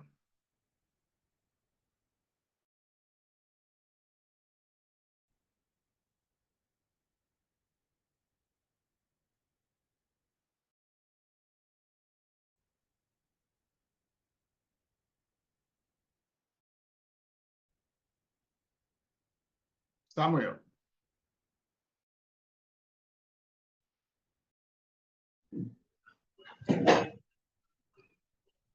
Good afternoon, sir. Good afternoon, everyone. Can you hear me, sir? Hey, you go ahead. Okay, sir. Your name okay, and where you are. I'm calling from Lagos. Thank you very much, sir, for the enlightenment. You know, I wish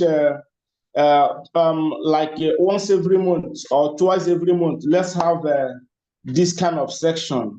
I will cherish it more because I've been in the HR profession for almost 8 years now. And we were encouraged to get certifications, but some of the certifications we got from some HR bodies here in Lagos. When you see openings and they use them to apply, they only emphasize on CIPM. So my question is, why only CIPM and the other bodies are not listed? Meanwhile, those bodies assured us that they were registered and recognized by institutions and organizations. So why only CIPM? That's my first question. Then the next thing I wanted to talk is the availability of the materials, because at some point the voice was breaking so that you can get the materials, and although you have cleared air on that one, that it will be posted through a link. Thank you, sir. All right. Thank you so much.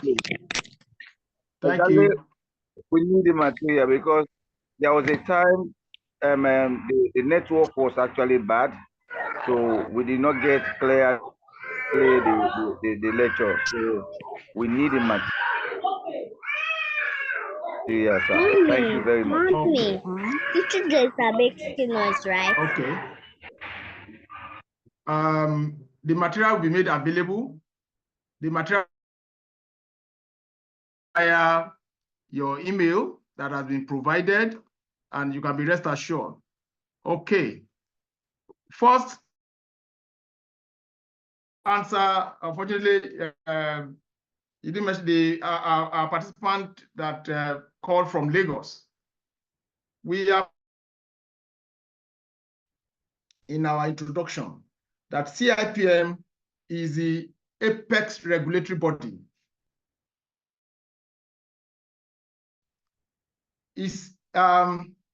CIPM is a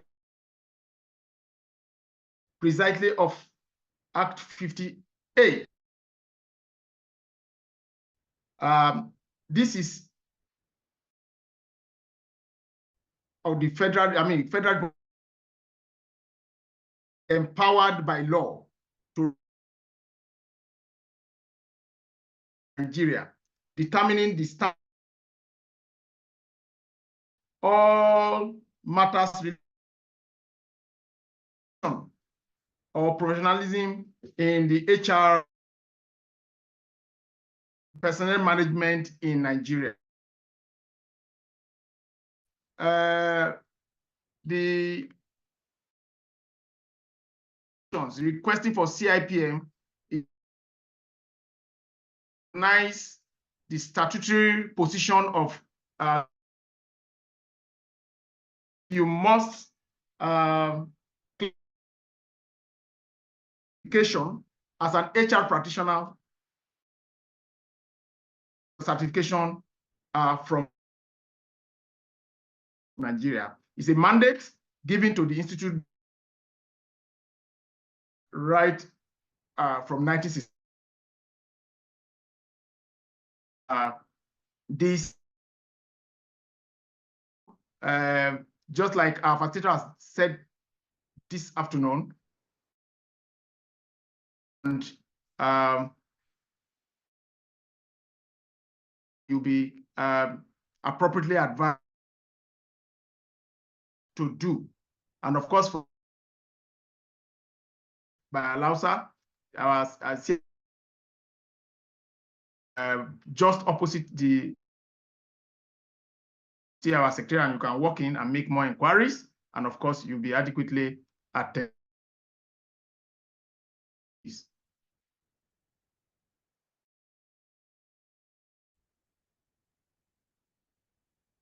We have to speak to Isa.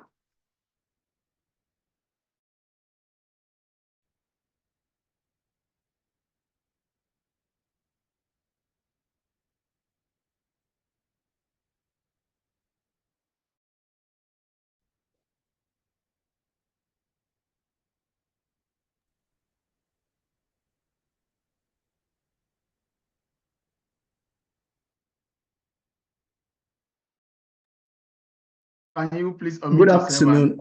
Okay, good afternoon. Yeah, good afternoon. Okay, my name is Adeyemi Ajayi, a fellow of CIPM and an elected council member of the institute. So great to be here this afternoon. As mentioned by the branch chairman, and his line was breaking a little while I was providing answers to that question as to why is it that's only CIPM.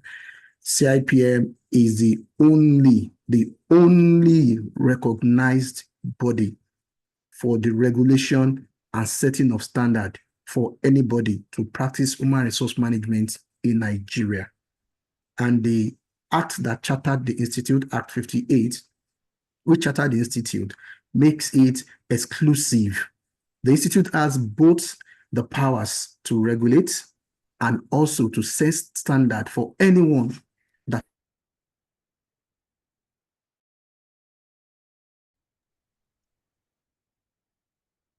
resource management in Nigeria. And because of this, no other institute is empowered by law to do so.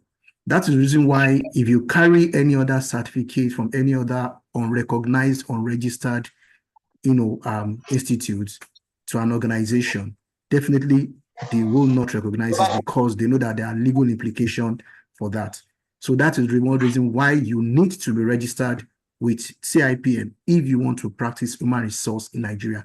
And just like doctors do and lawyers do in their profession, apart from you being a member, you are also expected to also have a practice license, the human resource practice license, to show that you have been licensed to practice human resource management in Nigeria. Very soon, the Institute will start going round to enforce the act by finding out people who are practicing human resource management in Nigeria without a license. So before that time comes, it is better right now that the Institute is doing advocacy. It is better for anyone to come in now, get registered with the Institute so that you can both get your license and you also have your professional certification during practice. More especially now that the Office of the Head of Service of the Federation has issued circular for anyone that is practicing human resource and those that are on their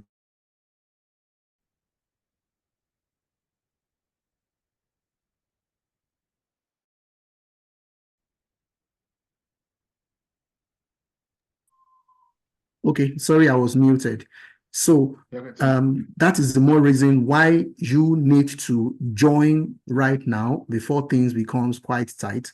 Because by the time enforcement starts, because CIPM, we are currently setting up the tribunal, because the act also enables the institute to set up the tribunal, in partnership with the Ministry of Labor and Establishment, to be able to try people who are practicing as quacks, and even for members who also err against the ethics and the code of conduct of the institute. So these are the reasons why you need to join CIPM if you must practice HR in Nigeria.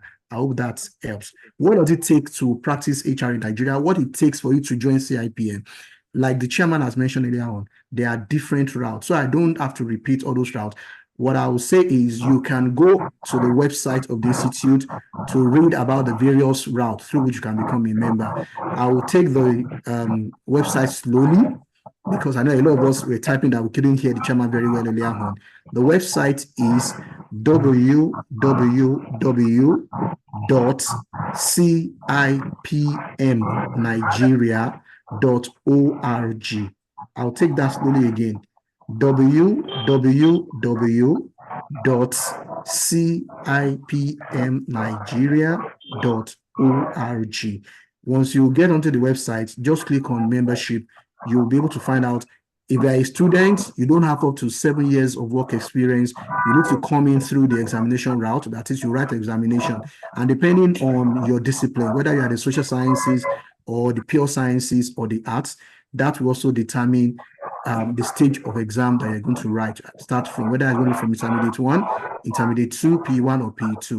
If you're already working and you already have at least 7 years experience in people management or people management related function, you will be able to come in through our our practitioners route, the practitioners route, which you go through an assessment, your CVs and credentials will be reviewed, you go through a mandatory training, and of course, if you are qualified, you will then be inducted as a member. And if you already have over 10 years experience, you're at the executive level and you have been practicing human resource or people management or leadership discipline, and you have up to 10 years and above experience, you can come in through our executive route. That will make you join and come in as a full member. We have 3 key membership routes: the associate level, the full membership level, and of course the fellowship level, which is the highest grade of the institute. All of this information you can find on the CIPM website. Again, www.cipm Nigeria, that is NIGERIA.org, not .com, is .org. www.cipmnigeria.org. Thank you very much. Over to you, Chairman. Thank you. Thank you.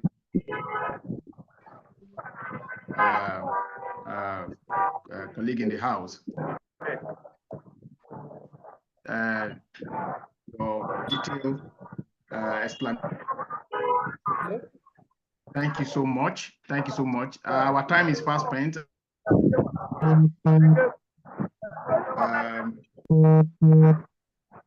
We need to round up now. However, we will call on if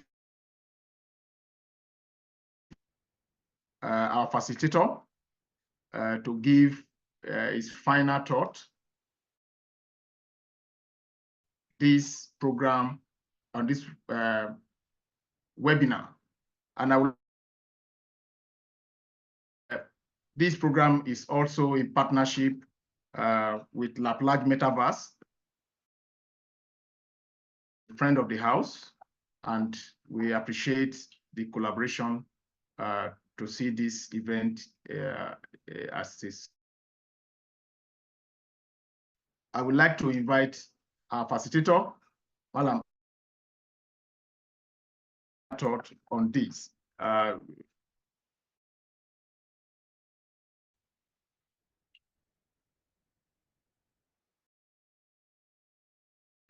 Bring this program to a close.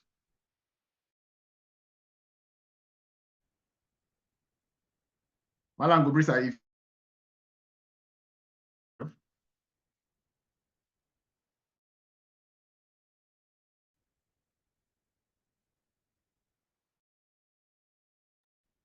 Thank you very much, Mr. Chairman. I think there is nothing further to add to what ECM Adeyemi Ajayi FCIPM has said about how to get the CIPM certification. I think the information has been properly laid out there. Let me just quickly also respond. I did see your question and your message around what is being paid for those who are already in HR practice to get CIPM certification.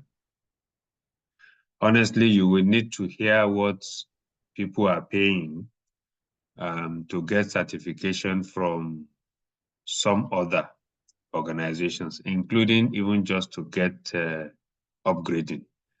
At my level, for example, I have been asked to pay ₦1 million to just to get recertified for a professional body that had belonged to a long time before now. And professional bodies that do not even have the authority that CIPM has, for example, to regulate the practice of HR, are charging rates that are killing. I mean, just to allow me to put it that way. So this certification is important. If it's important, it's something that you can work towards saving towards it. And I'm sure with time, you definitely will be able to deal with it. But that is not to say that what you have mentioned, of course, will not be passed on to the leadership, to see what consideration, of course, can be made. Having said that, I would like once again to just once more thank the organizers, Kaduna branch, my home branch, for giving us this platform to speak to so many people today. For those who are aspiring to join, you have heard, go to www.cipmnigeria.org, that's our website, and you will get all the details about how to join there. For those who are already CIPM members are on this call. If you are owing annual subscription, it will be nice, to go and pay. You are only a member of the institute if you pay your subscriptions. And I'm not talking about local subscriptions in your branches. I'm talking about subscription, due to the national body. Please do try and pay. It's the only way you can also participate in the Institute's upcoming elections to vote, and as a voter, and to vote for candidates of your choice. I did say once again, my name is Ahmed Gobir, and I'm running for president of the Chartered Institute of Personnel Management. And I'm counting on all your support and asking that you please vote for us. Running alongside me is Adeola Adepegba, who is on this call for elected council member. Adeyemi Ajayi, who has just spoken with you, for elected council member. And I think I also see Chidinma Obiejesi on the call, who is also running for vice president. Thank you all for having me once again, and God bless you all. Thank you. Thank you, Mr. Chairman. Over to you. Thank you, sir. Thank you, sir. For Kaduna State Branch, of course, our partner for Metaverse, we want to thank you for taking time out to important subject. And again, I want our for that insightful input. Also,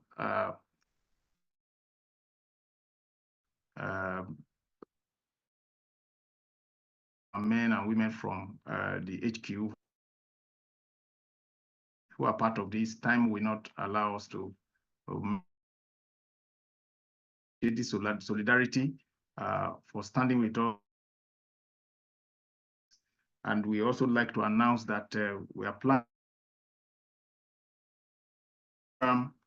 for the International HR.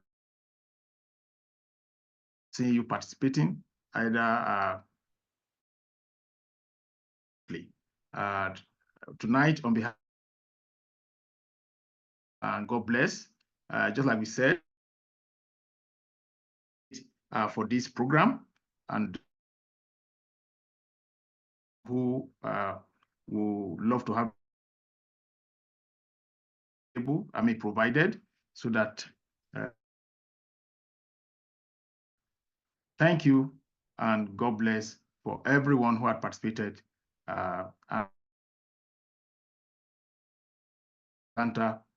during this program. On behalf of the branch, God bless you.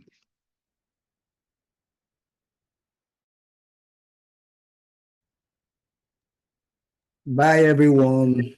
Bye, everyone. Bye. Bye. Bye. Everyone.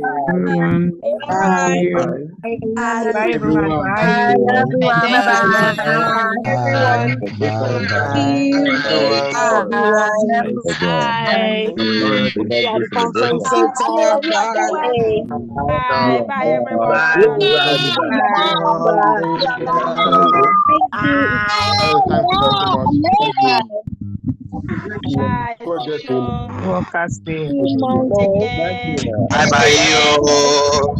That's good. Happy new month Bye. to month. Everybody, bye. Happy New Everybody say bye.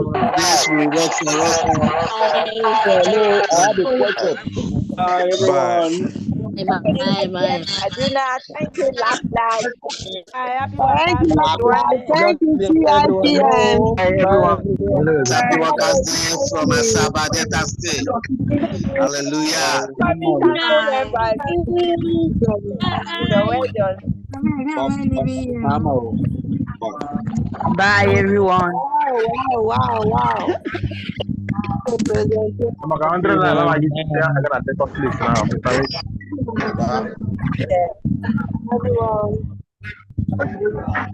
Everyone. Bye bye.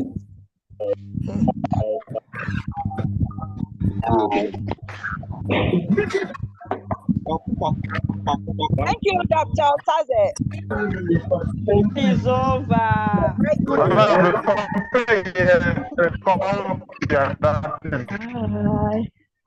Thank Meeting is over.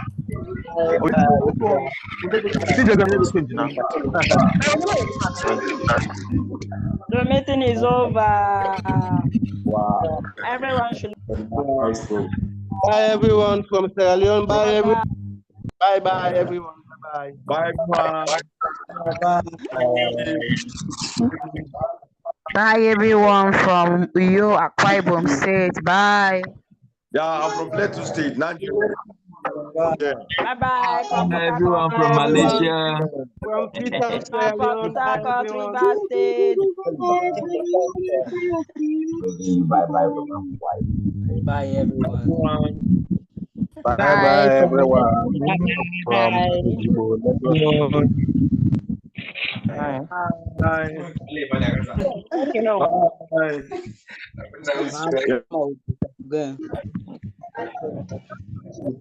Happy International Workers' Day to everyone. Happy Bye. New Month to everyone.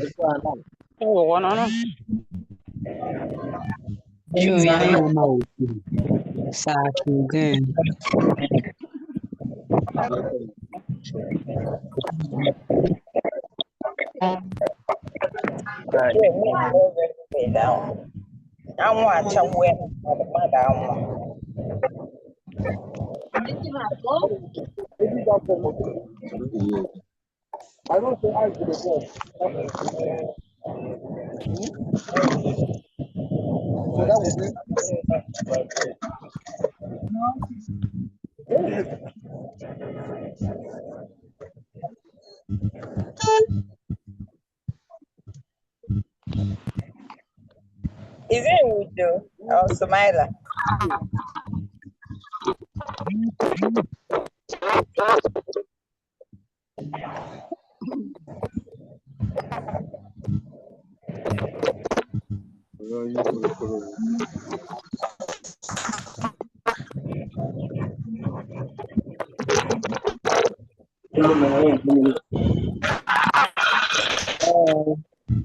Bye to everyone.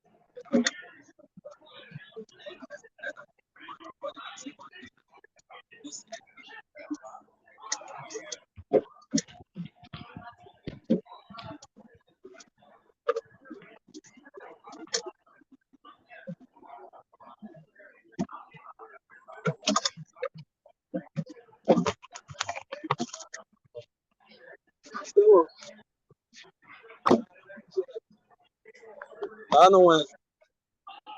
No problem, sir. I don't hear now.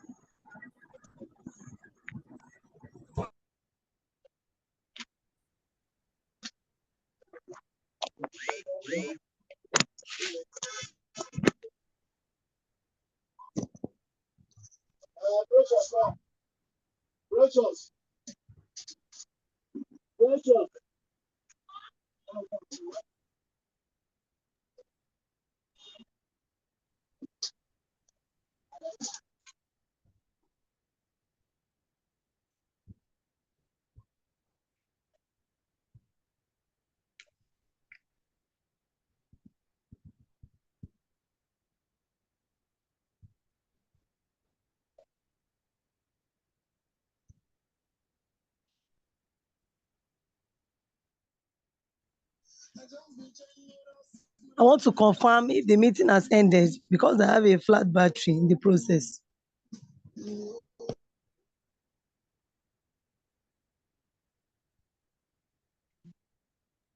Yeah, the meeting has ended.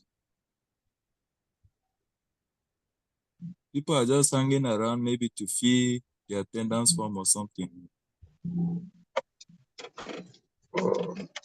I'm just trying to find out the same thing too. Yeah, the meeting has officially ended. So you can just check the chat box and see any relevant information you can pick from there. Okay. Yes. At Thank least you you so can fill much. the Google form so that you can get the recording of the session. Okay. There's a Google What form in about the chat box membership right for now. CIPM? Eh? Okay. What about CIPM membership? Okay. Just check the chat box. I'll send it here now. Okay. All right. Thank you. All right.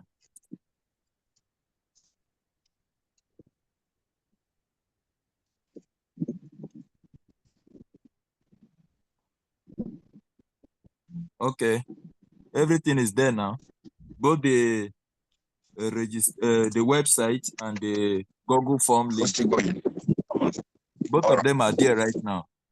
Okay. All right. Thank If you. you open the chat box, you click on each of the links, you will find it there. I've seen it. Okay, good. Okay. Thank you. You're welcome. Sorry, is it this on the chat of this zone? Yes. The website is www.cipmnigeria.org, and then after that you will see the Google link form. When you fill it, you get the recording of this session emailed to the email that you put there. It will be emailed to you personally.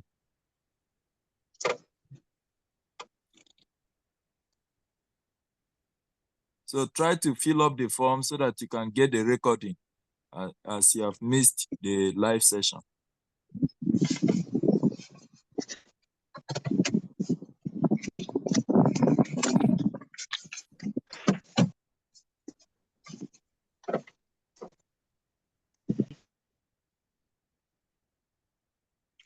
Yes.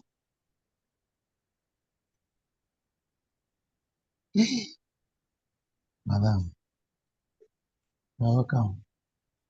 Thank you. Thank you. Madam, how are Hello, you? sir. Please don't be offended. If I'm filling the Google form, am I registering as You have a some program today. member or as what, sir? On the It depends on CIPM what you website. are. If you're a fellow, you put a fellow. If you're a member, you put a member. If you're not a member, then you put associate. This is fine. Yes. This is fine. This how is mom? Copy, Bridget, everybody is copy. Now doing well. If you are It's a none big of the place. above, then you can leave it blank. I'll connect you to that one. Medical aid. I'm on another platform. Just finish some course. We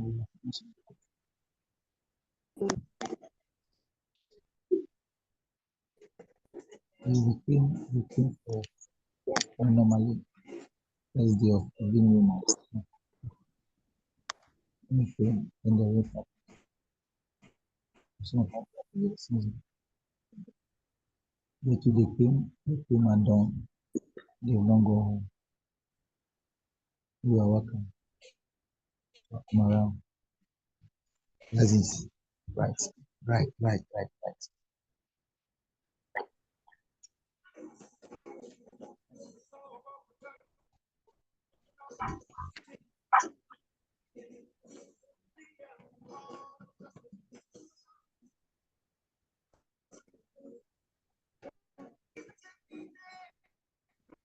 Hello, sir. Please, I need the assistance, sir. First of all, I click membership, become a member. Now I'm seeing something like obtain a transcript for immigrants, opportunity to participate in ready to market program. Please, sir, who said that? Where am I going? Because I can't read everything here now.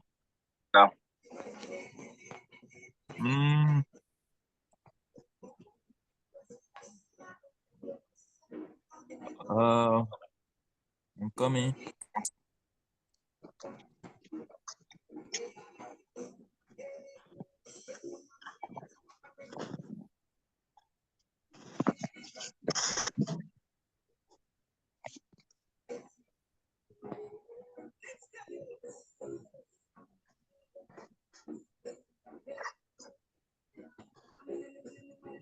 What did you say?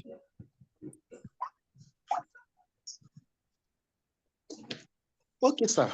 I said that I'm trying to fill the form. Once I click on the become a member, I saw something like obtaining transcript for immigration, opportunity to participate in the ready to market program, higher earning potential and career prospect, a member job loss insurance, and others. So I'm asking, please, because I need the direction to fill the form, sir. I'm not a member. I want to be a member. If you are not a member, you don't need to fill that area. So how can I become a member? That is the issue. By going to the website and getting more information from there. If you get to the website, all the requirements are stated there. I'm already on the website. So that is why I'm trying to do, because I'm already on the website. So I'm trying to I saw something like a membership examination, so I'm confused. I don't know if I need to write exam. Yes, you will need to write exam. Okay. So I should go ahead and register for exam. Yes, yes, you can go ahead and register for exam. Okay. There are different levels. If you are in the line of that area, you enter at a different level of exam. If you are a student, you enter at a different level of exam. If you are at the topmost managerial position, you enter at executive position. Okay. Yeah. If you are not even in the area at all, maybe you are in a totally different field, maybe like engineering, you also have a different point of entrance. Okay. Yeah. Please, good evening. Thank you. Yeah. Please, good evening. Please, good evening. I can hear you. This Fesini from Ghana. I lost the Okay. link for the. I lost the links. I The just links posted it were. on the chat box now. Go to the chat box, you will see them there. I have checked there several times. I couldn't get it. Are you just joining?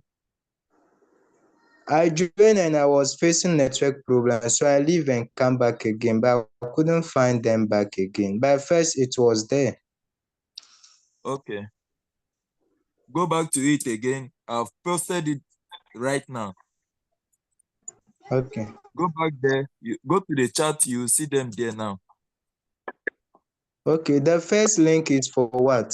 I think both of them It's are for Google attendance. this thing. That one is Okay. for attendance. Okay. Then I'll do that quickly. Yes, please do. I've also sent Thank that you. one for the website. Both of them are there right now. Okay. Yeah.